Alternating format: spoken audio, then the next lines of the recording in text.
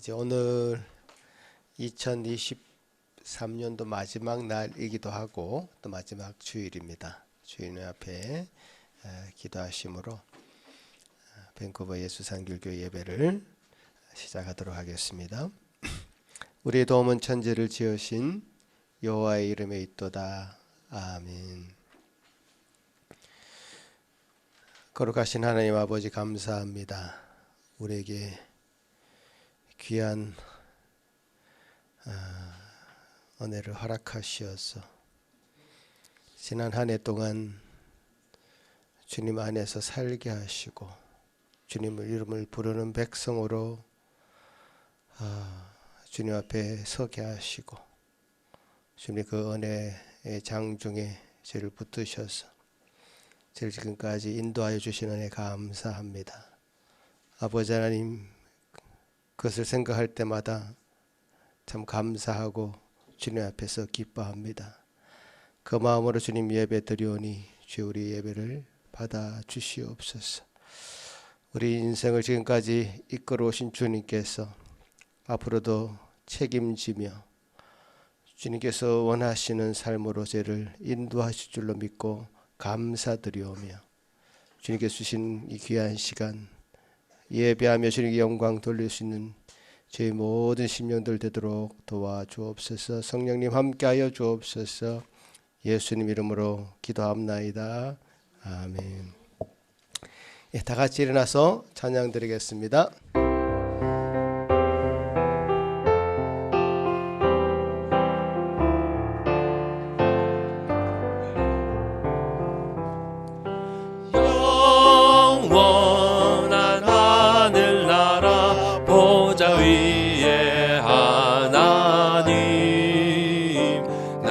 전한 인생까지 두루 살펴주시고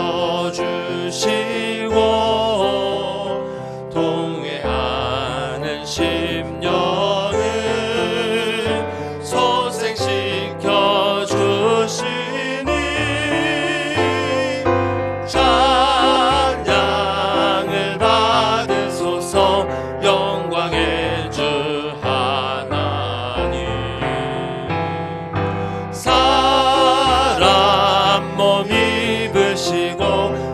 찾아오신 예수님, 하늘 영광 버리시고 죄인들을 구하려 부끄러운 십자가 우리 위해 지셨네.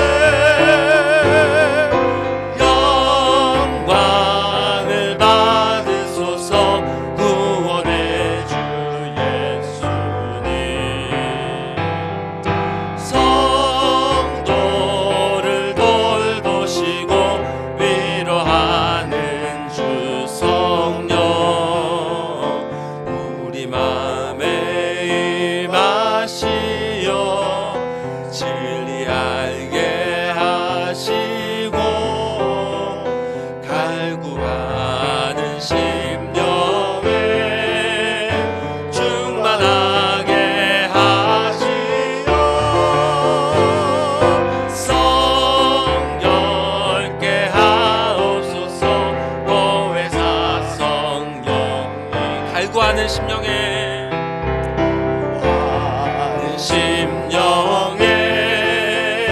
충만하게 하시어 성결케 하옵소서. 보혜사 성령이여.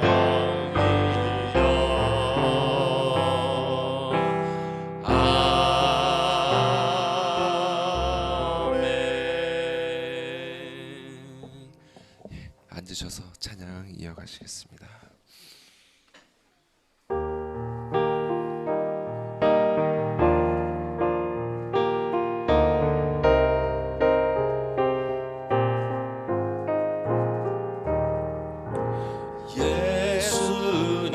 예수님은 누구신가? 우는 자의 위로와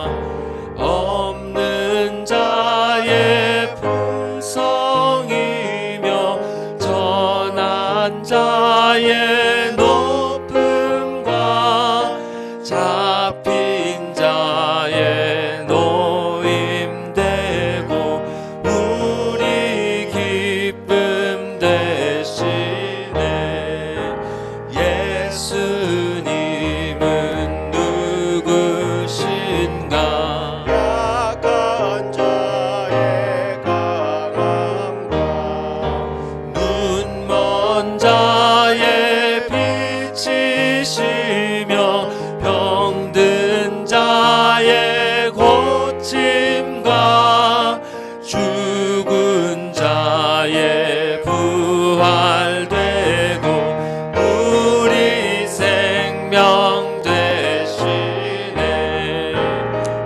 예수님은 누구신가? 주한 자의 정함과 죽을 자의 생명이며 죄인들의 증거와 멸망자의 구원되고 우리 평화 되시네. 예수님은 누구신가? 온 교회의 머리와 온 세상의 구주시며 모든 왕의 왕이요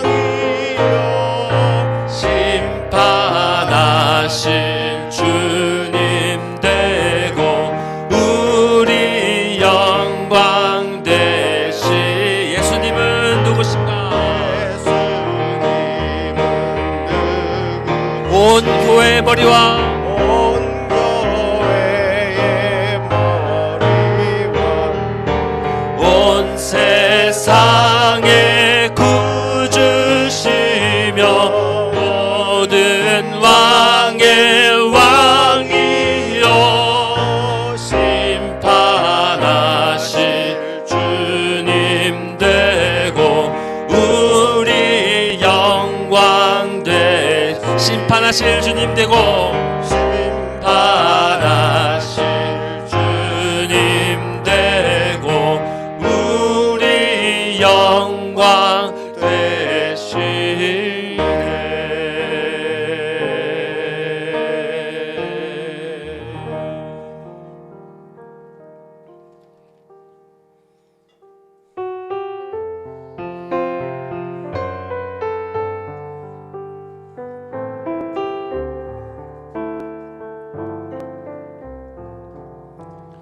내 모든 소원 기도의 제목 예수님 닮기 원함이라. 예수님 영상 나 입기 위해 세상에 보았기 전에 예수님 닮기 내가 원하네. 날 구원하신 예수님을 내 마음속에 지금 거둬사 주님의 영상 인치소서. 무한한 사랑 풍성한 긍휼 슬픈 자 위로하시는 주. 길 잃은 죄인 부르는 예수 그 영상 담게 하옵소서.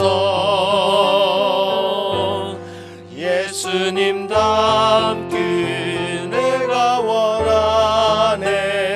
날 구원하신 예수님을 내 마음속에 지금 거둬사 주님의 영상 인치소서. 겸손한 예수 거룩한 주님 원수의 멸시 참으시사 우리를 위해 고난을 받은 구주를 닮게 하옵소서. 예수님 닮기 내가 원하네. 날 구원하신 예수님을 내 마음속에 지금 거둬사 주님의 영상 인치소서. 예수님 닮기 예수님 닮기 내가 원하네.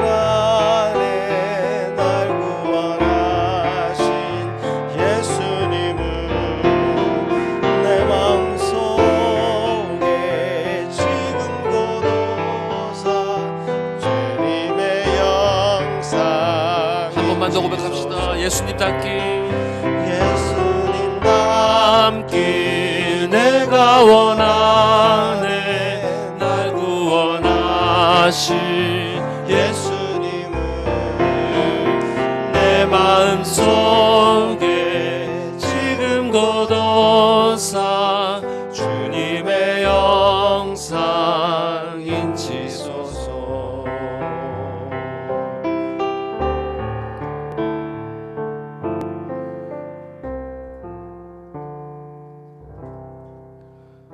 이 시간 지난 한 해도 변함없이 우리를 이끌어 주신 주님께 감사하시면서 주님께서 그토록 복되게 이끌어 주셨음에도 불구하고 참으로 주님께서 계시하신 그 주님의 형상에 너무나도 미치지 못한 삶을 살았던 우리의 삶을 참회하는 기도 이 시간 드리시겠습니다.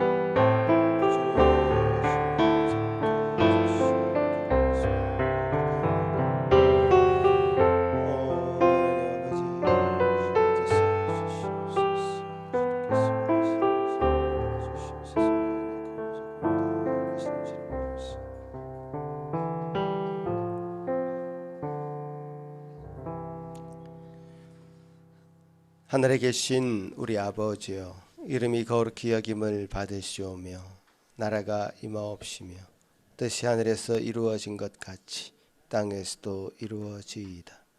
오늘 우리에게 일용할 양식을 주시옵고 우리가 우리에게 죄 지은 자를 사하여 준 것 같이 우리 죄를 사하여 주시옵고 우리를 시험에 들게 하지 마시옵고 다만 악에서 구하시옵소서. 나라와 권세와 영광이 아버지께 영원히 있사옵나이다. 아멘. 교동문 요한복음 15장입니다. 나는 포도나무요 너희는 가지라. 그가 내 안에 내가 그 안에 거하면 사람이 열매를 많이 맺나니 나를 떠나서는 너희가 아무것도 할 수 없으리라. 사람이 내 안에 거하지 아니하면 가지처럼 밖에 버려져 마르나니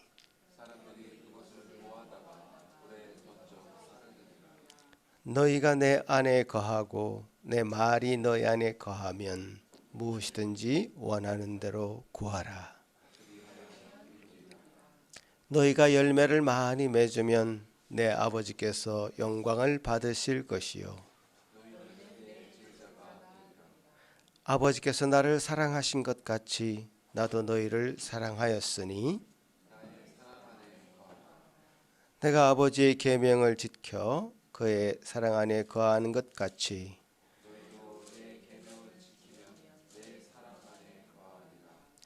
내가 이것을 너희에게 이름은 내 기쁨이 너희 안에 있어 너희 기쁨을 충만하게 하려 함이라. 아멘. 이 시간에 예배를 위해서 김영희 사모 기도할 때에 다 같이 한 마음으로 기도하시겠습니다. 처음과 나중 되시는 고마우신 하나님, 만물을 창조하셨을 뿐이 아니라 우리 각 사람의 인생을 시작하셨으며 2023년 마지막 날까지 살아있게 하심을 감사합니다. 아멘. 한 해의 많은 일들을 통해 하나님을 더욱 경험하게 하셨고 낮아지게 하셨으며 기도하게 하셨고 나아가 온 교회가 오직 말씀 중심이 되게 하시니 참으로 감사합니다. 귀한 어린 생명들을 가정과 교회에 허락하셔서 함께 양육하게 하시고 청소년들과 어른들이 그리스도의 십자가 은혜와 사랑을 함께 배우고 실천하게 하시니 감사합니다. 예수 산길교회가 진리의 말씀 앞에 날마다 개혁되고 새로워지는 바른 교회, 건강한 교회 되게 하시니 감사합니다. 여전히 고달픈 인생길을 살아가지만 나를 구원하신 예수 그리스도만이 가장 큰 기쁨과 감사되어 부족한 저희를 통해서 어두움을 버리고 참빛 되신 하나님 앞으로 나아오는 자들이 더욱 많아지기를 간절히 기도합니다.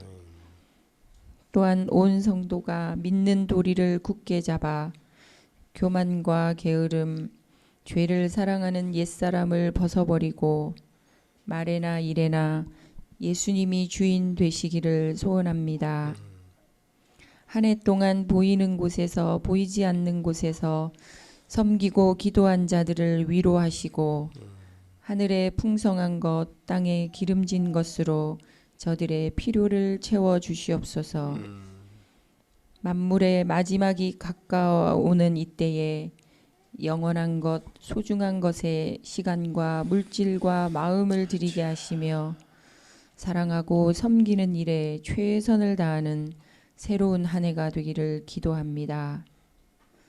진리의 영이신 성령 하나님께서 점점 어두워가는 세상 가운데 주의 바른 길로 늘 이끌어 주시며 먹든지 마시든지 무엇을 하든지 주의 영광 위에 살도록 날마다 가르쳐 주시옵소서. 이제 마음과 뜻과 정성을 다해서 올해의 마지막 예배를 드립니다.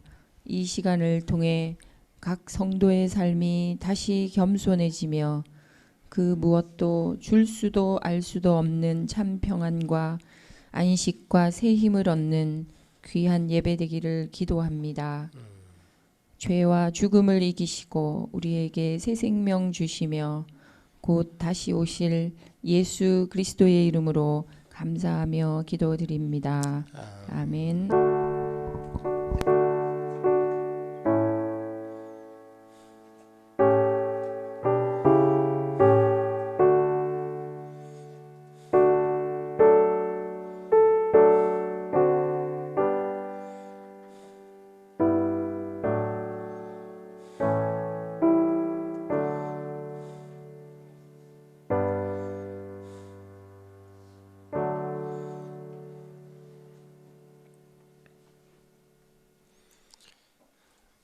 오늘 우리에게 허락하신 하나님의 말씀 에베소서 4장 15절 같이 한 목소리로 읽도록 하겠습니다. 오직 사랑 안에서 참된 것을 하여 범사에 그에게까지 자랄지라. 그는 머리니 곧 그리스도라. 아멘. 우리 어린이들 앞에 나와주세요. 오늘 주아하고 주안이가 이제 못 나왔죠. 많이 아픈 모양입니다. 라인을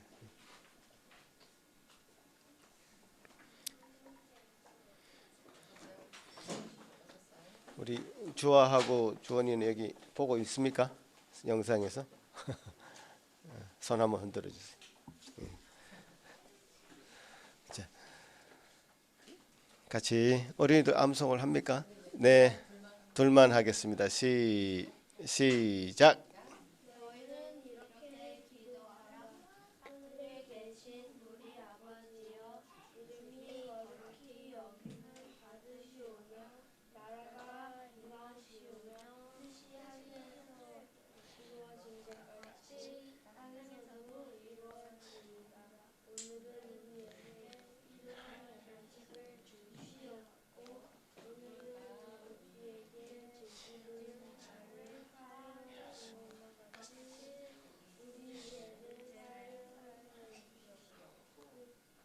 옷까지 우리 저를 사여 주시옵고 참 기특합니다. 한글로 이렇게 주기도문을 이렇게 거의 다 외워가는 것 같습니다. 우리 어린이들 위해서 한번 기도하겠습니다. 하나님 아버지 감사합니다. 살아계신 하나님, 말씀으로 임재하시고 또 역사하시는 하나님, 우리 어린이들 마음속에 말씀을 심어 주셨사오니 잘 뿌리 내리고 열매 맺어서 그 말씀이 우리 어린이들의 인격이 되고 어린이들의 삶이 되고 어린이들의 미래가 될 수 있도록 제대로 주장하여 주옵소서. 주여 감사합니다.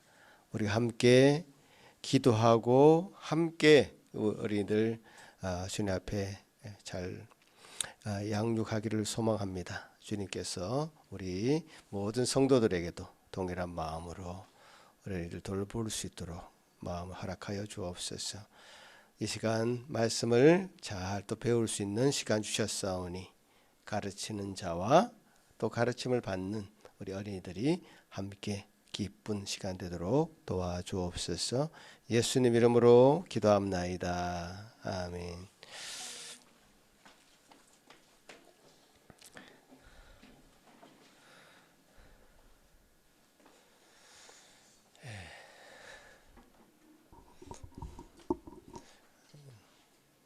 지난 한 해, 올 한 해 이제 여러분 어떻게 다들 지내셨습니까?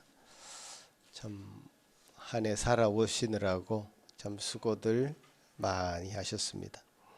그 치열한 학업의 현장, 또 직장의 현장, 비즈니스 현장,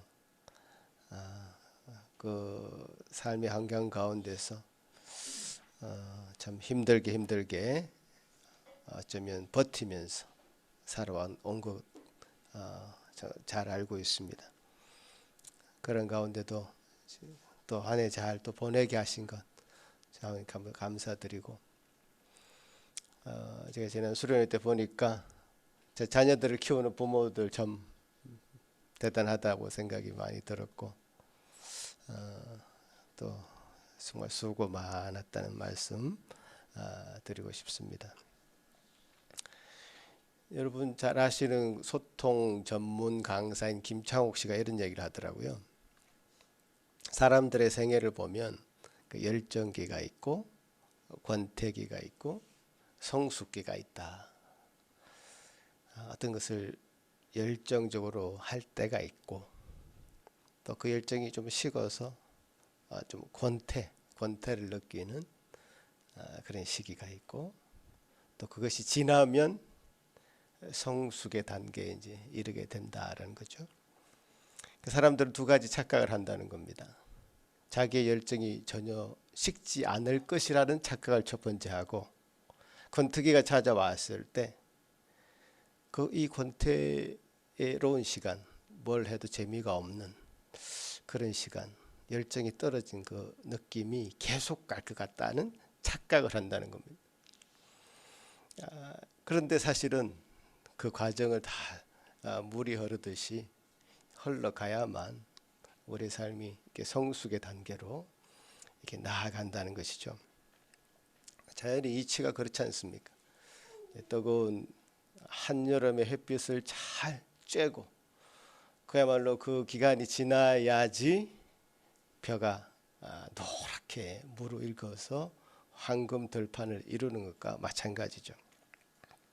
여러분은 그런 인생의 단계를 계속 반복하면서 지나오고 있을 것 같습니다. 지금은 여러분이 어떤 단계에 있는지 한번 생각을 해보시기 바랍니다. 어떤 지점을 지나고 있는지 한번 생각해 보시기 바랍니다. 우리 지난 수련회 때 우리 여기 대희 형제하고 문 집사님, 저 은철이 숯불 그 담당, 고기 담당이었지 않습니까? 외부팀, 내부팀 두 사람. 근데 되게 웃기다고 말은 좀 그렇지만 재밌는 현상은 제가 담당했던 그 불은 불꽃이 되게 셌습니다. 그래서 고기가 빨리 타버리고 숯불처럼 고기가 뭐 빨리 이제 타버리는 그런 현상이 있었고, 이 두 사람은 고기 너무 안 익어가지고 한참 기다려야 되는 그런 대조적인 불을 가지고 우리가 고기를 구웠습니다. 그래서 여러분, 이제 고기를 굽기 가장 좋은 불은 활활 타오르는 불도 아니고 약한 불도 아니고 활활 나무가 다 탄 다음에 숯불만 남았을 때 은근하게 고기를 구웠을 때 가장 좋은 고기를 구울 수 있다는 그런 사실이 생각이 나더라고요. 이게 성숙이다 이런 생각이 듭니다. 하나님 앞에 우리 자신이 그렇게 성숙한 단계로 이제 나아져 가는데요. 성숙한 사람만이 세상을 따뜻하게 만들 수 있다. 성숙한 숯불만이 고기를 잘 구울 수 있는 것처럼 그렇게 생각이 들어집니다. 여러분, 한번 잴 수만 있다면 여러분이 한 해 동안 얼마나 자랐는지, 여러분 키나 몸무게는 잴 수 있겠지만 여러분의 인격이 얼마나 성숙해졌는지 한번 잴 수만 있으면 재보면 좋겠다 하는 생각이 듭니다. 뭐 키처럼 몸무게처럼 잴 수 있는 방법이 없어서 우리가 잴 수는 없지만, 그래도 그것을 측정할 수만 있다면 한번 재보면 좋겠다 이런 생각이 들고요. 어쩌면 이 성숙함을 측정하는 바로미터는 내 자신에게도 있지만 서로가 서로를 바라볼 때 저 사람 참 많이 달라졌어, 성숙해졌어, 그런 것을 느낄 수 있을 것 같습니다. 한 1년이 지난 다음에 여러분이 내년 이맘때에 나는 어떤 모습으로 다른 사람에게 비춰질까 라는 것을 한번 생각해 보시고, 또 스스로도 한번 적적해 보시고, 하나님 앞에 얼마나 주님을 닮아가고 있었는지를 한번 생각해 보면 좋을 것 같습니다. 또 어떤 부분을 우리가 측정해야 될 것인가? 성숙함을 측정할 때 분야가 있을 것 같습니다. 오늘 말씀에 그런 힌트가 좀 있는 것 같아가지고 제가 좀 나누려고 합니다. 오늘 읽지는 않았지만 에베소서 4장 13절 말씀 먼저 한번 보고 싶습니다. 에베소서 4장 13절 말씀 같이 한번 읽어볼까요? 시작. 우리가 다 하나님의 아들을 믿는 것과 아는 일에 하나가 되어 온전한 사람을 이루어 그리스도의 장성한 분량이 충만한 데까지 이르리니. 자, 오늘 이 본문의 말씀을 보면 하나님의 아들을 믿는 것과 아는 것이 하나가 되어서 온전한 사람, 즉 머추어한 사람, 성숙한 사람이 되는데요. 그것은 그리스도의 장성한 분량이 충만한 데까지 이르게 된다라고 말씀하고 있습니다. 자, 여기 하나의 우리가 측정할 수 있는 영역인 것 같아요. 한 해 동안 여러분 이 믿는 것 그리고 아는 것의 영역에서 얼마나 자랐습니까? 한번 생각해 보십시다. 한 해 동안 우리 믿음은 얼마나 자랐습니까? 믿음은 바라는 것들의 실상이고 보지 못하는 것들의 증거다라고 히브리서 말씀을 하고 있는데, 믿음은 믿는 어떤 대상에 관한 우리의 어떤 신념이라고 말할 수 있죠. 나의 신념이 아니라 믿음은 믿는 대상이 중요하죠. 그래서 여기 보이는 것들의 실상이라고 하고, 보지 못하는 것들의 실상이라고 그러고, 바라는 것들의 실상이라고 말하고, 보이지 않는 것들의 증거라고 말하고 있죠. 예수님이 도마에게 본고로 믿느냐 보지 못하고 믿는 자가 더 복되다라고 말씀하셨을 때 그 믿음은 뭔가 보이지 않는 대상에 대한 신념인데 그것이 참 우리가 믿음을 갖고 싶다. 나는 믿습니다. 어떤 상황에도 불구하고 나는 믿습니다라고 하는 나의 신념의 방점이 찍힌 게 아니라 동사의 방점이 찍힌 게 아니라 믿음이라고 하는 명사, 믿음의 대상의 방점이 지키고 있다는 것을 우리가 생각해 봐야 됩니다. 보이지 않는 것을 믿는 것은 그야말로 우리의 힘과 의지로 되어지는 게 아니죠. 나의 노력으로 되어지는 게 아니죠. 믿는 것은 어쩌면 믿어지는 것이죠. 그래서 그런 믿음을 가지고 살아왔던 그런 우리 믿음의 선조들이 히브리서 11장에 기록이 되어 있습니다. 믿음이 있음으로 말미암아 우리가 이 세상에 하나님의 말씀으로 지어진 것을 알게 된 것이고요. 또 믿음으로 아벨은 가인보다 더 나은 믿음의 제사를 드릴 수 있었다. 예배를 드리는데 믿음의 예배를 드릴 수 있었다. 믿음 없이는 그것이 불가능한 것이죠. 우리가 지금 무엇을 예배하고 있습니까? 어떤 대상을 향해서 예배하고 있는데 믿음 없이는 불가능한 것이죠. 믿음으로 에녹은 죽음을 보지 않고 옮겨졌습니다. 믿음으로 노아는 사람들의 비웃음 가운데도 120년 동안이나 방주를 지을 수 있었습니다. 믿음으로 아브라함은 어디로 가야 될지 모를 때 하나님이 지시한 곳으로 갈 수 있었습니다. 믿음의 하이라이트는 아브라함에게 있어서 믿음의 하이라이트는 100세 때 얻은 이삭을 하나님이 다시 바치라고 했을 때였죠. 성경은 그렇게 기록합니다. 그가 다시 살아날 줄로 믿었다. 그래서 기꺼이 그렇게 힘들게 얻은 아들을 주님 앞에 바칠 수 있었던 것이죠. 그러니까 믿음의 선조들의 이야기가 쫙 나오는데 이삭, 야곱, 요셉, 모세의 부모도 믿음으로 그 모세를 구하기 위해서 3개월 동안 그 죽음을 위협을 무릅쓰고 모세를 감출 수 있었다. 그리고 모세, 라합, 기드온, 바락, 삼손, 입다, 다윗, 사무엘 등등 다 나열하기에 시간이 부족하죠. 우리 앞에 믿음으로 살아갔던 그 믿음의 선배들이 있었기 때문에 우리도 그 길을 지금 뚜벅뚜벅 쫓아서 갈 수 있는 것이죠. 믿음의 사람들로 성경에 기록된 이들이 믿음의 영웅들로 기록된 것이 아니라 그들도 우리와 같이 연약한 자들이고 실수를 할 수 있는 자들이고 믿음이 약할 때도 있었다는 것을 성경은 계속 그리고 있습니다. 하나님을 전폭적으로 의지할 수 없어서 자기 꾀를 쓰기도 하고 자기 경험을 사용하기도 하고 지식에 의존하기도 합니다. 믿음의 사람들이 굴곡진 삶의 스토리가 다 성경입니다.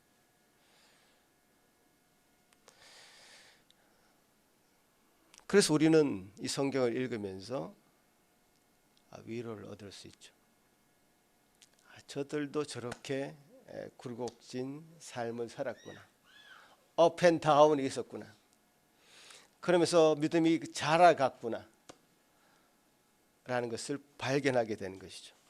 결국 히브리서 12장 2절은 믿음의 목적을 분명하게 제시합니다. 믿음의 주요 온전하게 하시는 이인 예수를 바라보자. 믿음의 주요 온전하게 하시는 이인 예수를 바라보자. 우리를 온전하게 하는 것, 성숙시키는 것, 그분은 예수 그리스도이시고 그분을 바라볼 때 우리는 그 목적을 향해서 달려갈 수 있습니다. 어떤 아브라함, 이삭, 야곱을 바라보는 것이 아닙니다.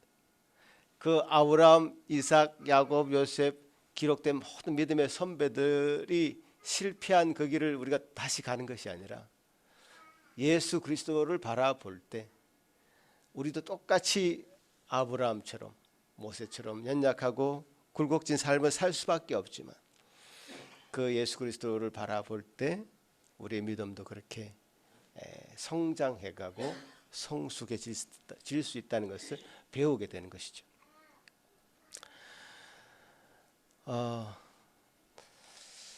참으로 예수 그리스도를 바라볼 때 우리는 믿음의 한 성숙한 계단을 밟고 일어서게 되는 것입니다.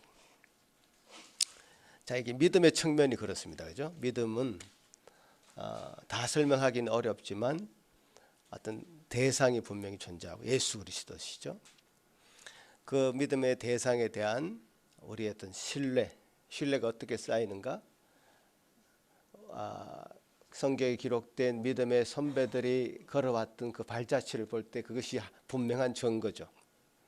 그리고 우리 삶의 경험이 주님께서 우리를 통해서 경험하게 하신 것들 통해서 점점 주님께 대한 우리 대상에 대한 신뢰가 확정되어 가죠. 그것이 이제 연륜이 쌓이면서 그 믿음이 더 점점 견고해지는 그런 과정 가운데 가는 것이 우리 주님께서 우리에게 요구하시는 것들이고, 그렇게 내 경험과 내가 경험한 그 모든 것이 믿음의 근거가 될 때는 우리는 너무 그 믿음의 어떤 상승 곡선을 그리기보다는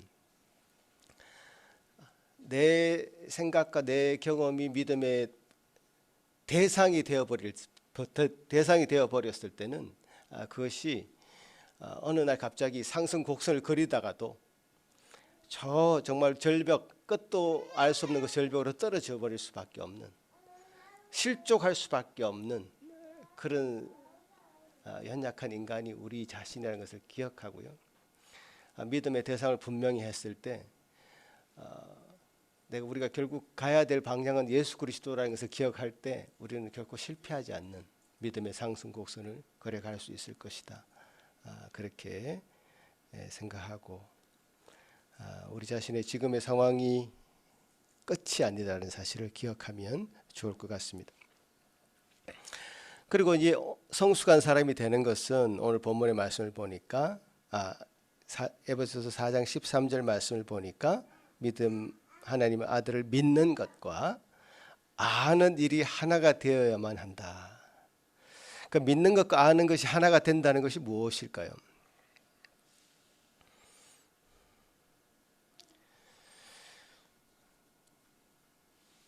예수 그리스도를 아는 만큼 또 그분을 향한 믿음이 견고해지는 것이죠.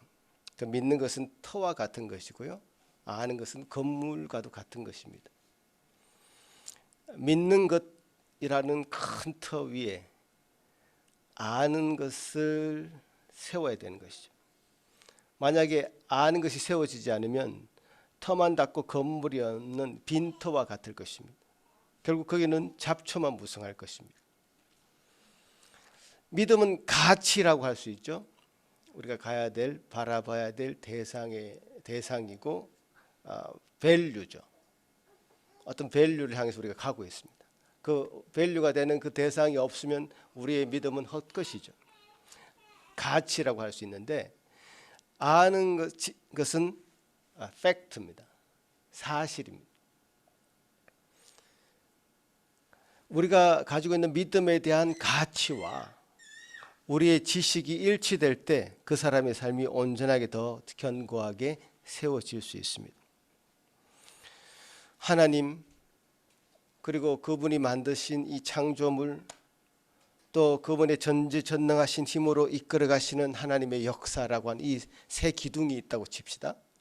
하나님이 만드신 이 창조물들, 그리고 하나님께서 역사하셔서 하나님께서 친히 이끌어 가시는 그런 섭리하심이라고 하는 세 기둥이 있다고 쳤을 때, 이 견고한 기둥은 그냥 자연스럽게 받아들여지는 그런 어떤 진리였습니다.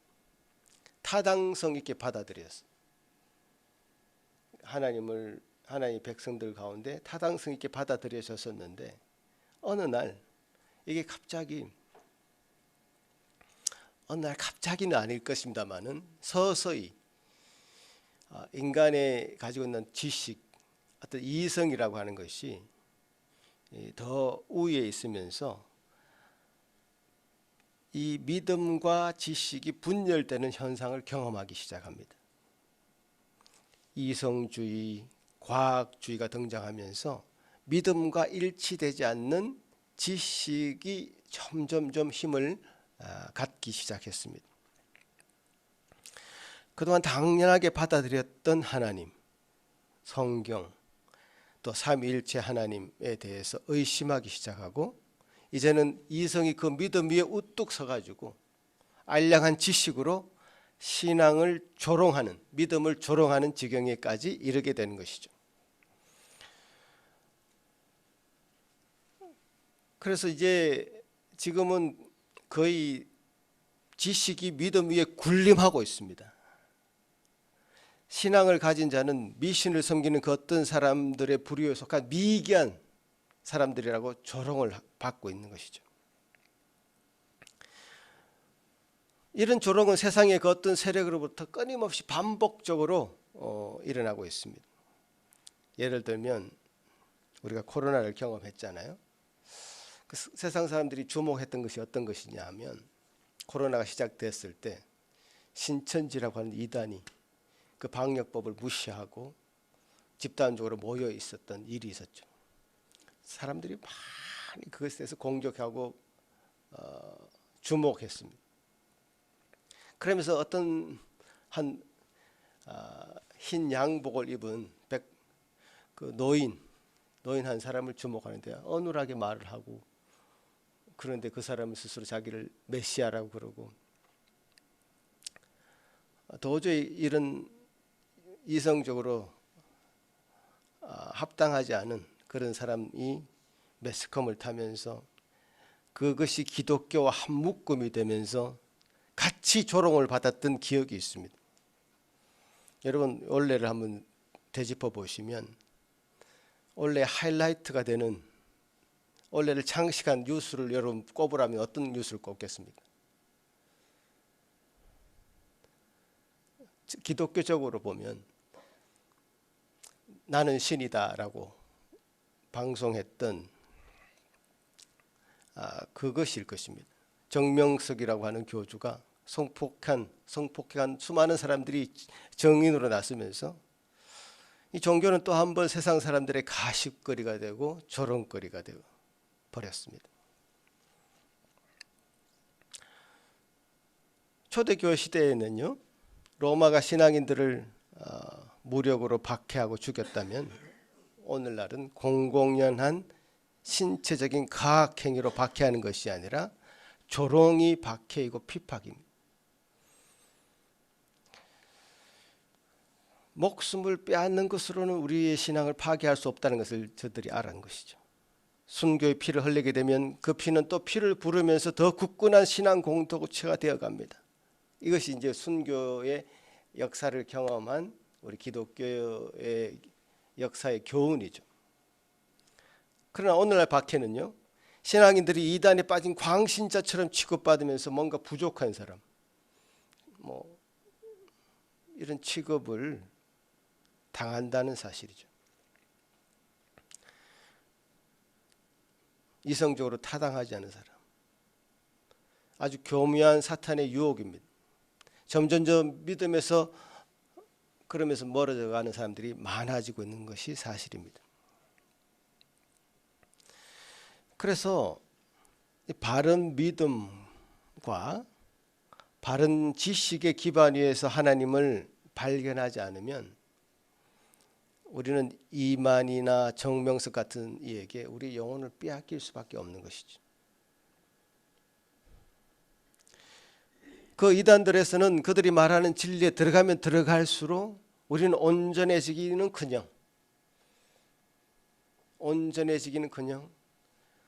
정말 한 날개를 잃어버린 새처럼 기우뚱거리면서 세상을 살아갈 수밖에 없다는 사실입니다. 우리의 믿음과 지식이 향하는 바는 바로 그리스도죠. 그리스도의 장성한 분량이 충만한 데까지 나아가야 되는 것이 우리의 도착지고 목적지인데, 그들은 다른 믿음의 대상을 가리키고 그 믿음의 대상에 대한 우리의 확신, 신뢰, 신념만을 강조하고 있었던 것이죠. 올바른 알을 제공해 주지 않았습니다. 성경을 바로 읽도록 가르치지 않고 다른 것에 마음을 빼앗았습니다. 믿음이라는 것과 아는 것이라고 하는 두 날개를 제대로 가져야지 그리스도께로 온전히 향할 수 있습니다. 믿음이라는 것과 아는 것, 이란 두 날개를 잘 가져야지 그리스도께로 온전히 향할 수 있습니다. 하나님 우리에게 허락하신 믿음이 없이는 우리는 성경을 한 발짝도 들어갈 수 없습니다. 세상이 말씀으로, 하나님 말씀으로 창조되었다는 것을 어떻게 믿지 않고 받아들이겠습니까? 온갖 기적들이 성경에 기록되어 있는데 믿음이 없이 어떻게 그것을 받아들일 수 있습니까? 믿음이 아니고서는 하나님을 기쁘시게 할 수 없다고 하였습니다. 그리고 이성의 영역, 그러니까 믿는 것과 아는 것이 이제 조화롭게 뭔가 가야 되는데, 이성의 영역에서 그리스도께 나아가는 길에는 이성을 배제하고 믿음으로만 갈 수 없습니다. 왜 그런가? 성경이 우리 이성을 가진 인간이 읽을 수 있는 문자로 왜 되어 있겠습니까? 문자를 읽을 수 있는 것, 그리고 그것은 그 나라의 문법을 아는 것이고, 문맥을 이해한다는 것은 그 시대의 문화를 알고 있다는 뜻입니다. 이성을 가진 인간만이 그 성경을 이해하지 개나 원숭이가 이 성경을 이해할 수 있습니까? 없습니다.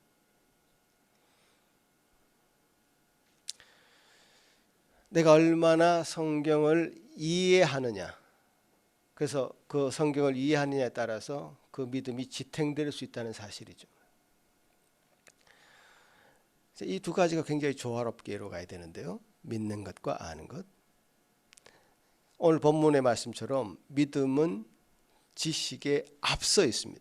그러니까 믿는 것이 있고 그 다음에 아는 것이라는 게 순서가 중요합니다. 그러니까 믿음의 넓은 터 위에 그리스도를 아는 지식의 탑을 쌓아 올라가야 되는 것이죠.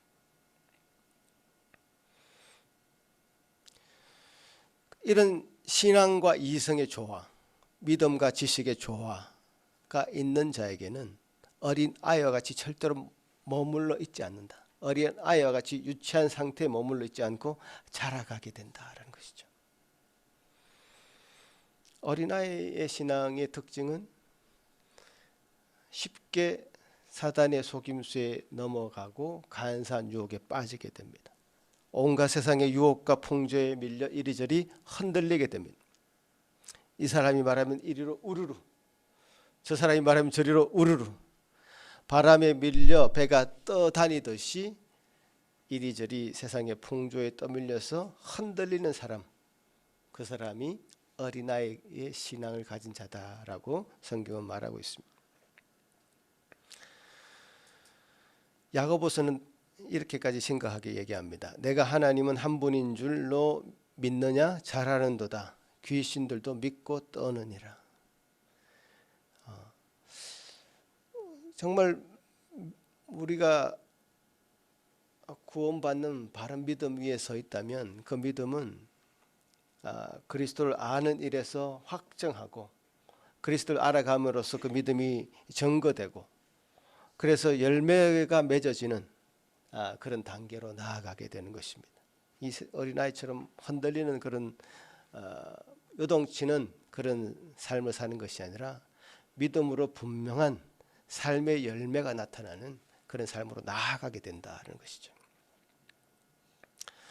그러니까 이게 믿음과 믿는 것과 아는 것의 어떤 오묘한 조화입니다.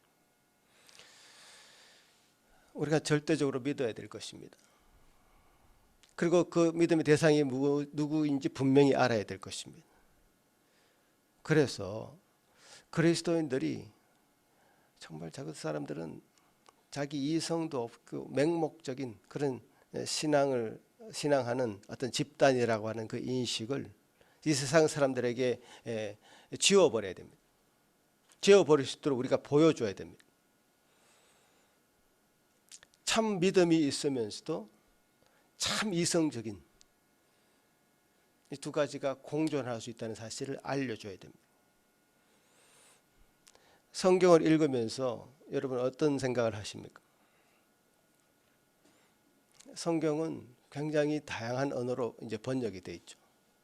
헬라어, 히브리어가 기본적인 언어였고 수많은 언어로 이제 번역이 되고 그래서 우리가 그 번역된 성경들을 읽고 있잖아요. 엄청난 이성의 활동이 거기 가미되어 있는 것이죠. 번역되지 않았으면 우리가 그것을 어떻게 쉽게 받아들이겠습니까? 여러분 헬라어를 다 배우겠습니까? 히브리어를 다 배우겠습니까? 그렇게 배워서 그 성경을 읽는 사람도 있습니다. 그 글자를 파악한다는 것은 어느 한 나라의 랭귀지를 습득한다는 것은 어마어마한 이성의 작용입니다. 그래서 성경이 우리에게 문자로 주어졌을 때 그 문맥을 정확하게 파악하고 정말 이 말씀이 뜻하는 바가 무엇인지 깨달을 수 있는 그런 이성의 활동은 분명히 중요합니다. 그러니까 성경은 가끔 이런 이성의 작용이 요구됩니다. 성경을 해석할 때요. 여러분 제가 옛날에 창세기 설교할 때 그 장면을 한번 떠올려 보십시오. 야곱이 어느 날 야복 강가에서 하나님과 씨름하는 장면이 있습니다. 야곱은 그 하나님과 씨름할 때 그 대상을 놔주지 않았습니다. 놔주지 않고 그 대상에게 뭐라고 나는 그 대상에게 뭐라고 얘기했냐면 당신의 이름이 뭐냐? 이름이 뭐냐고 물어봤습니다. 근데 그 하나님으로 보여지는 그분의 이름을 자기에게 알려주지 않았습니다. 왜 내 이름을 묻느냐? 왜 내 이름을 묻느냐? 의문형으로 대답을 했습니다. 자, 이럴 때 우리가 이 본문을 놓고 해석을 할 때 의문형으로 야곱에게 대답을 했기 때문에 무엇을 묻는 것입니까? 무엇을 알고 싶어서 왜 내 이름을 묻느냐 이렇게 얘기했겠습니까? 내 이름을 묻지 마라. 알려주지 않겠다. 라는 말을 의문형으로 제시를 한 것이죠. 그러니까 우리가 해석에 있어서 이런 문법적인 반어법도 있을 것이고 여러 가지 문법적인 이해가 없다면 이것을 해석하기 불가능하죠. 어떤 부장이 이제 직원들이 있는 데서 저 창문을 보고 창문이 조금 열려 있어. 창문이 열렸으니까 찬바람이 들어온단 말이에요. 찬바람이 들어오는 것을 보고 춥다 이런 얘기를 거기 있는 직원들 앞에서 이제 했을 때 한국적인 상황입니다. 춥다라고 하는 어떤 평서문도 할 수 있고 날씨가 춥네라고 하는 어떤 감탄문을 할 수도 있고 그런 문장을 쓸 수 있는데 그 문장의 의미는 무엇입니까? 저기 가서 문 좀 닫아라라고 하는 의미죠. 그러니까 우리가 이 성경에 기록되어 있는 상황들을 우리 문자로 되어 있는 이 기록들을 우리가 이해하는 데 있어서는 우리가 가진 선 경험과 지식이 이탈적으로 작용해서 이 성경을 받아들이게 되는 겁니다. 그러니까 이 성경 작용이 분명히 중요하죠. 여러분 똑똑해지셔야 됩니다. 성경을 정신 차리고 읽어야 됩니다. 제가 예전에 여러분한테 메시지 성경을 한번 인용해서 얘기한 적이 있는데, 메시지 성경은 사실 성경을 원문에서 정확하게 번역한 성경이 아니라 그분이 가지고 있는 경험과 지식을 향해 가지고 어떤 면에서 해석한 겁니다, 사실. 그러니까 메시지 성경은 성경으로 이렇게 처음부터 읽어가는 성경이 아니라 참고용으로 만든 성경이죠. 그래서 읽기가 좋죠. 우리가 이해하기 쉬운 어떤 설교체로 되어 있습니다, 사실. 그래서 저도 가끔 이제 읽는데요. 그런 것을 염두에 둬야 됩니다. 이분이 무슨 의도를 가지고 이 성경을 이렇게 번역했을까? 그 첨삭이 많습니다. 빠진 부분도 많고 좀 덧붙인 부분도 많고 그렇습니다. 메시지 성경은. 이제 그런 아주 복잡한 어떤 지식이 동원돼야지 이 성경이라는 것을 들여다볼 수 있고 해석해낼 수 있는 거죠. 여러분 우리 해석 공동체잖아요. 그래서 그런 것을 그런 마음을 가지고 이성적인 작용을 정말 해야 됩니다.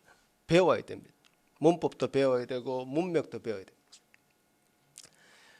그리고 성경의 기록은 뭐 고대 기록이잖아요. 2000년, 적어도 2000년이고 4000년 전. 너무나 공백이 큽니다.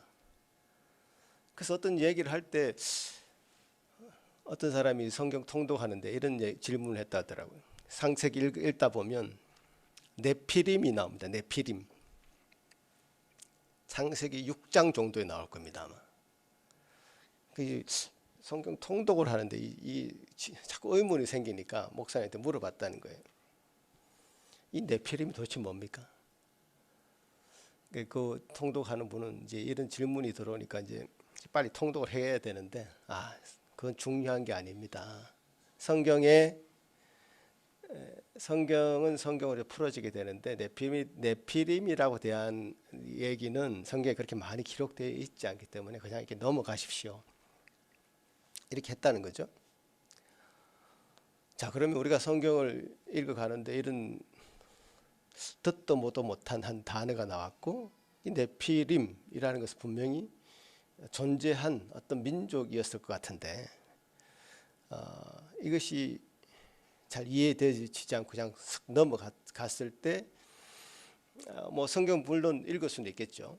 그렇지만 성경 전체가 우리하고 어떤 면에서는 대화를 하고 있는데 그 네피림을 알지 못하고 넘어갔을 때와 그것을 알고 넘어갔을 때의 성경을 이해하는 폭의 수준은 달라질 수밖에 없죠. 달라질 수밖에 없죠. 그 성경 배경 지식이 참 필요한 겁니다. 성경 배경 지식을 알려면 히스토리를 알아야 돼요. 역사를 알아야 돼요. 그 역사, 히스토리 뭐 이런 이야기를 하면 또 힘들어 하잖아요, 여러분. 그죠? 그래서 이 성경을 이게 여러분 한 해 동안 얼마나 좀 읽어왔는지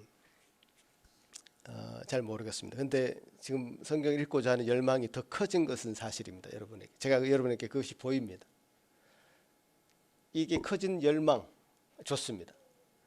그러나 이게 더 세밀하게 읽을 수 있는, 그리고 해석해낼 수 있는 그런 마음이 우리에게 더 충만하게 있어야 된다. 아주 그야말로 연구를 해야 된단 말이죠. 성경 배경 지식도 연구를 해야 되고 단어도 연구해야 되고, 그래야만 하나님께서 우리에게 제시해 주신 이 성경이 온전히 우리에게 다가오죠. 더 풍성해지죠. 그냥 넘어가지 마시란 말이죠. 우리가 믿는 대상이 분명한 것은 우리가 공감합니다. 그러나 그 믿는 대상을 알아가는 작업에 있어서 우리가 얼마나 자랐는지 한번 체크 한번 해보시기 바랍니다.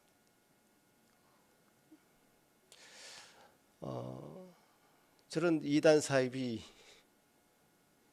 정명서, 신천지와 같은 부류로 여러분 취급받고 싶지 않잖아요. 저는 너무 기분 나쁩니다. 그런 보도가 있을 때마다 너무 기분이 나쁩니다. 우리 조롱받고 있다는 생각 때문에 너무 기분이 안 좋습니다. 또 그런 취급을 받아서는 안 되잖아요.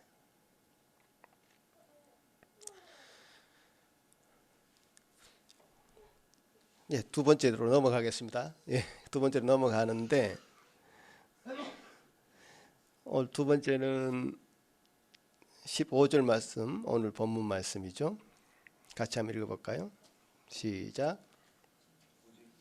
안에서 참된 것을 하라. 무사히 그에게까지 자랄지라.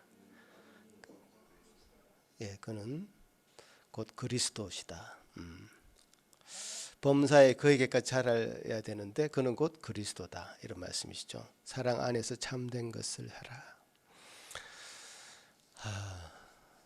이것도 참 많은 이야기가 여기 담겨져 있습니다. 뭐 사랑이라는 주제 우리가 참 많이 말할 수 있습니다. 사랑과 감기는 감출 수 없는 것이죠. 사랑하는 사람은 그 사랑이 드러나게 되어 있습니다. 생활에서 드러나게 되어 있습니다. 오늘 본문에 이제 범사에 거기까지 자라고 이게 범사에라고 말하고 있습니다. 온전하게 그리스도께로 자라야 한다면 우리 삶의 전 영역에서 범사에 그리스도께까지 자라야 합니다. 우리의 삶이 이제 그리스도로 충만해지는 것을 의미하겠죠. 그리스도로 흘러 넘쳐야 됩니다. 그런 삶이 될 때 우리 그리스도인의 삶은 참 향기가 난다 이렇게 얘기하죠. 향기가 난다. 죽은 사람에게는 죽은 시신의 냄새가 날 것이고 그리스도인에게는 그리스도의 향기가 난다. 그 사랑이 그 안에 가득 차 있기 때문에 그렇습니다. 그래서 그리스도의 사랑을 우리가 가득 차 있다면 그것이 우리 삶에서 이렇게 드러날 수밖에 없는 거예요. 감출 수 없는 것. 감출 수 있는 성격의 것이 아닙니다. 사랑이라는 것은. 여러분 사랑하십니까? 그리스도를? 향기처럼 드러날 수, 향기가 난다는 거예요. 자, 그런데요, 사랑에 이제 많은 오해가 있습니다. 저는 아들을 편애하는 것을 사랑이라고 착각한 우리 어머니가 생각납니다. 또 사랑의 매를 때리신 그 대신 그러면서 자신의 감정을 폭발시켰던 우리 선생님들이 생각납니다. 그러니까 애인에 대한 삐뚤어진 사랑 때문에 범죄를 저질렀던 수많은 연인들이 떠올려집니다. 자, 이게 사랑이라는 것이 쉬운 것이 또 아니에요. 사랑 안에서 참된 것을 하라고 그러잖아요. 그 참된 것을 하는 것은 진리를 행하는 것입니다. 참된 생활을 하는 것이죠.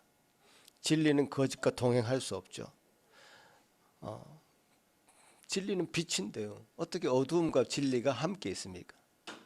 말도 안 되죠. 참된 것을 하는 것은 정의를 행하는 것입니다. 근데 사랑 안에서 하라고 얘기하거든요. 그 사랑 안에서 참된 것을 하는 것, 바른 생활을 하되 사랑 안에서 하라라고 하는 주문을 우리에게 하는 겁니다. 이게 쉬운 것이 아닙니다. 여러분 부부 생활 가운데 참 주부 사랑하시죠? 사랑해야 됩니다. 그러나 그 안에 참된 것이 있어야 된다. 여러분 직장 생활에서 그들을 사랑합니다. 그러나 바른 삶이 그것이 그 안에서 있어야 된다는 것이죠. 사랑 없는 진리가 아니고, 진리가 없는 사랑이 아니라 사랑과 진리가 오묘하게 그 조화를 이루고 있는 삶인 것이죠. 우리 신앙은 사실 그 사랑에서 출발합니다. 그러나 이 사랑을 잘 정의해야 됩니다. 그리스도의 사랑, 그 희생적인 사랑, 원수까지도 사랑하신 그 사랑, 아낌없이 다 내어주신 그 사랑, 그 사랑인데 하나님은 원래 우리를 사랑할 수 없었습니다. 그냥은 사랑할 수 없었습니다. 당신의 독생자를 우리에게 내어주시면서까지 그 진리를, 정의를 이루시고 난 다음에 우리를 사랑하셨던 것이죠. 참 요 두 가지를 여러분 얼마나 조화롭게 여러분 삶 가운데 적용하느냐에 따라서 여러분의 삶의 수준이 달라질 것입니다. 여러분의 삶의 어떤 가치, 성숙함이 달라질 것입니다. 사랑만으로도 안 되고요, 진리만으로도 안 되는 것이죠. 이게 서로 배척하는 것은 아닌데 마치 삼위일체 하나님이 오묘하게 조화를 이루고 있듯이 조화가 이루어지는 것이죠. 주님께서 우리를 대하시는 방식이죠. 난 널 사랑해.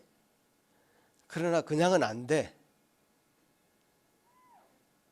진리 안에서 행하기를 요구하시는 것이죠.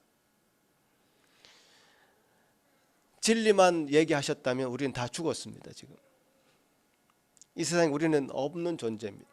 다 지옥 불구덩이에 다 빠져 들어갈 수밖에 없는 존재들이죠.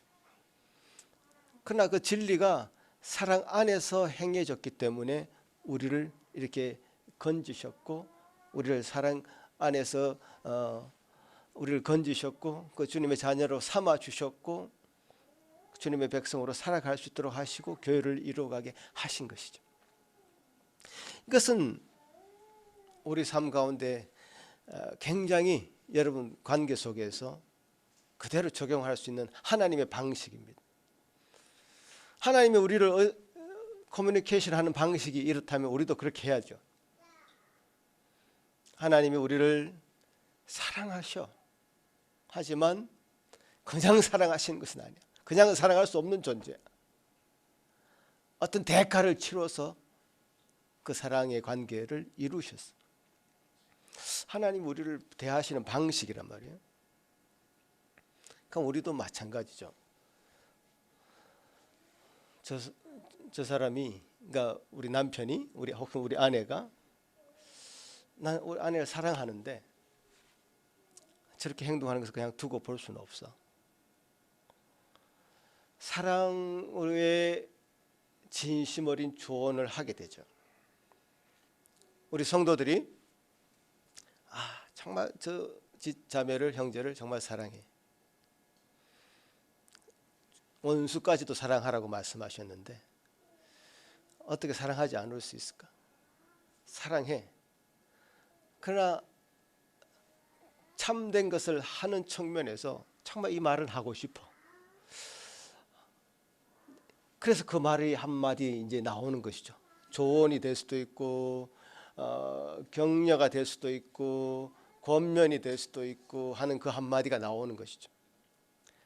그렇지 않고 그냥 그런 사랑이 없이 하는 말은 다 쓰레기죠. 절대로 여러분 입 밖으로 그런 쓰레기를 내뱉어서는 안 됩니다. 독화살입니다. 사랑이 없이 내뱉는 말 다 쏴 죽이는 것이죠.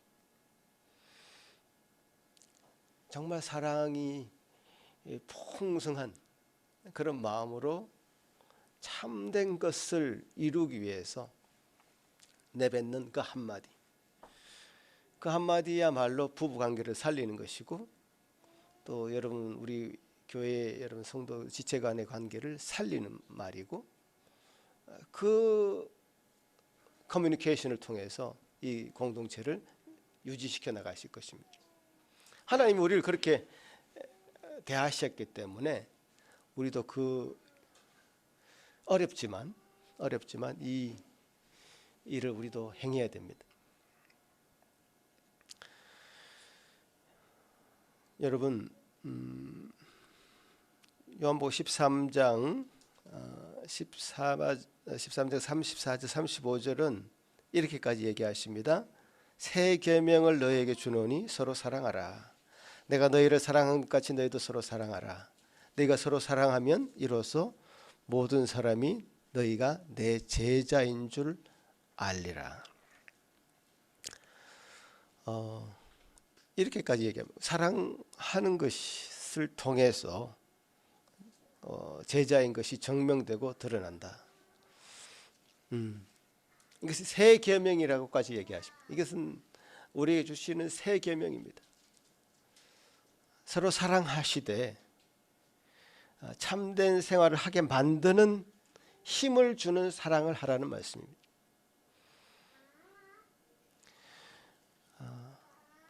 저와 여러분이 참으로 그리스도인이라면, 제자라면 서로 사랑하는 증거가 있어야 된다는 뜻이기도 합니다. 자, 이런 기준들을 놓고 볼 때 여러분은 얼마나 자랐습니까?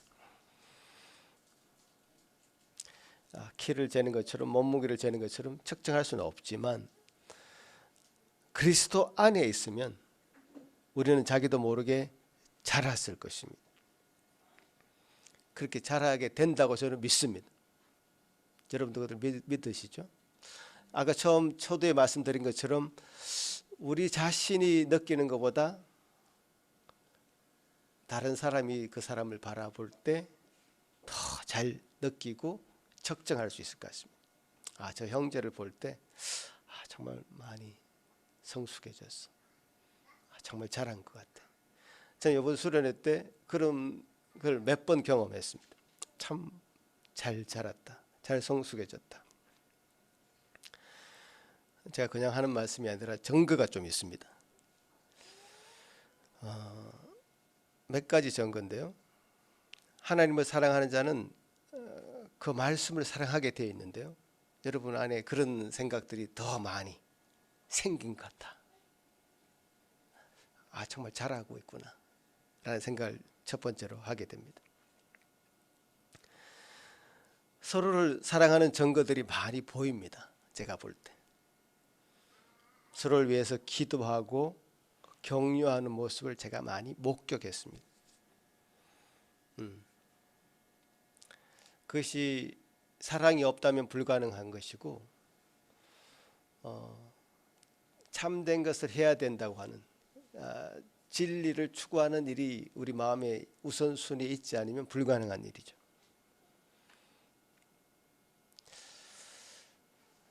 그렇게 여러분에게 그런 모습이 많이 작년보다 더 많이 보이게 된 것은 참 감사한 일입니다.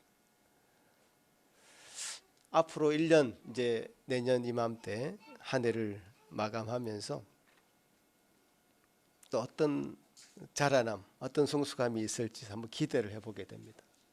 어떤 모습일까?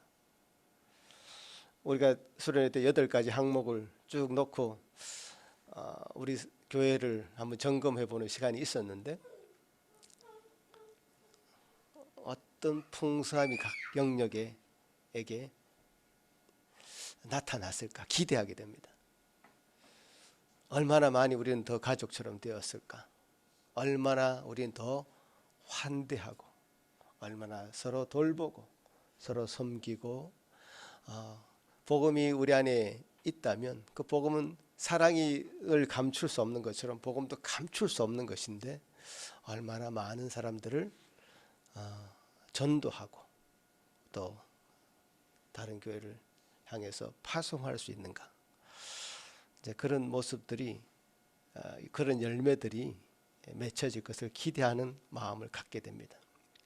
그런 의미에서 여러분에게 감사를 드립니다. 한 해를 마무리하면서 우리는 또 이만큼 자랐음을 확인하면서 서로 감사하시기 바랍니다. 또 이 모든 것은 주님이 우리에게 그때그때 베풀어 주셨던 은혜였음을 고백하는 저와 여러분이 되기를 간절히 바라겠습니다. 기도합시다. 아버지 하나님 감사합니다. 주님은 그렇게 또 우리를 한 해 살아가게 하셨습니다.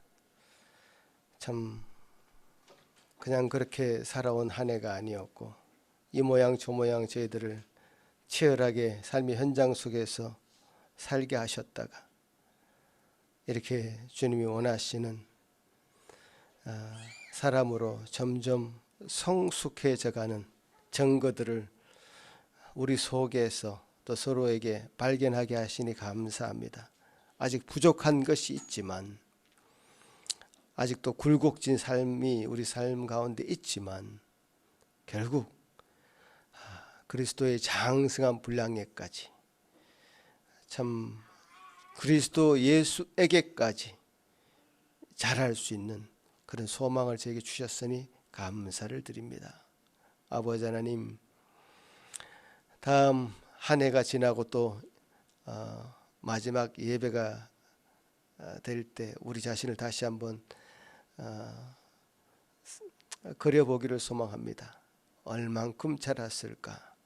얼만큼 성숙했을까? 얼만큼 주님을 닮아가고 있는가?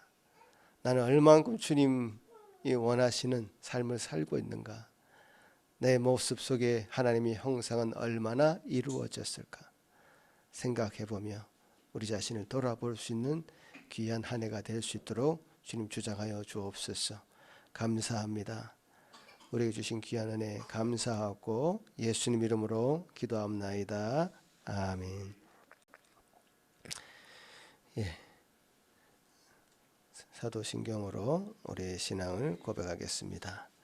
전능하사 천지를 만드신 하나님 아버지를 내가 믿사오며 그 외아들 우리 주 예수 그리스도를 믿사오니 이는 성령으로 잉태하사 동정녀 마리아에게 나시고 본디오 빌라도에게 고난을 받으사 십자가에 못 박혀 죽으시고 장사한 지 사흘 만에 죽은 자 가운데서 다시 살아나시며 하늘에 오르사 전능하신 하나님 우편에 앉아 계시다가 재리로서 산자와 죽은 자를 심판하러 오시리라.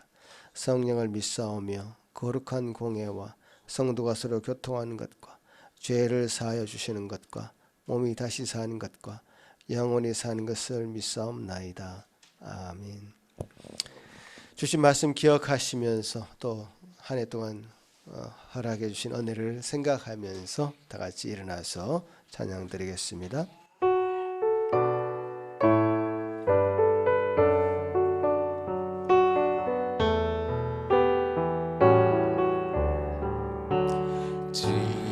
지금까지 지내온 건 주의 크신 은혜라.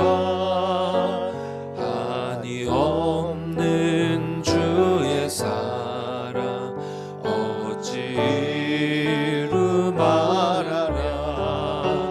자나깨나 주의 손이 항상 살펴주시고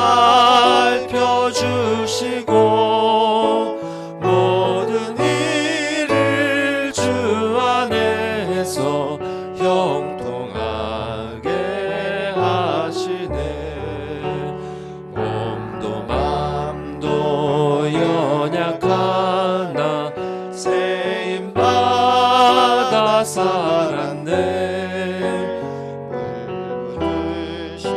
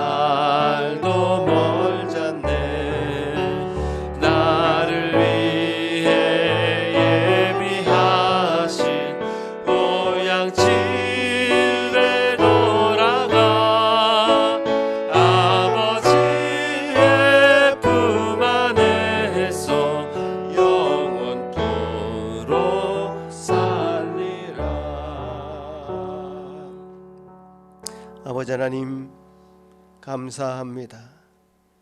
지난 한 해 주님의 크신 은혜가 아니었다면 참 우리 멸망으로 치닫던 저희 심령들의 참 빛과 참 하나님의 은혜의 놀라운 일들이 참 없었을 것인데 주님이여 도와주셔서 저희들을 불꽃 같은 눈동자로 지키시며 마치 광야를 헤매고 있는 이스라엘 백성들에게 불기둥과 구름 기둥처럼 우리를 인도하셨던 주님을 믿고 의지합니다. 아직 참 우리 삶 가운데 답답함이 있고 갈망이 있고 참 주님 앞에 간절한 요청이 있고 주님이 원하시는 그런 삶으로의 시온의 대로가 분명히 우리에게 있음에도 불구하고 주님이여 이 모든 것을 주님께 의탁하고 맡길 수밖에 없는 것은 이 모든 일을 이루시고 성취하시는 분은 그리스도인 것을 우리가 고백하기 때문입니다. 주여 도와주시옵소서. 모든 삶의 여정들을 책임지시고 섭리하시고 경륜 가운데 이끄시는 그 주님을 온전히 믿음으로 주님 앞에 엎드리는 저희들 되게 하여 주시옵소서. 주님 이 답답한 가슴을 주님 말씀으로 온전히 채워주시고 주님이 이끌어 가실 것을 또 굳게 바라보며 소망 가운데 저희들 설 수 있는 이 시간 되도록 도와주시옵소서. 주님 이 모든 환경은 점점 변해가고 있습니다. 주님이여 변해가고 있는 환경 속에서도 우리가 믿음을 잃지 아니하고 주님을 믿는 것과 아는 것에 참으로 주님 온전히 나아갈 수 있도록 도와주시고 주님 또한 사랑 안에서 참된 것을 하며 주님 앞에 온전히 주님을 닮아 자랄 수 있도록 도와주시옵소서. 우리가 물질을 참 주님 앞에 드림에 있었어도 더 성숙한 또 분명한 감사가 있는 물질에 주님께 드림이 될 수 있도록 주여 도와주시옵기를 소망하옵고 감사하오며 예수님 이름으로 기도하옵나이다. 아멘. 예, 자리에 앉으시겠습니다.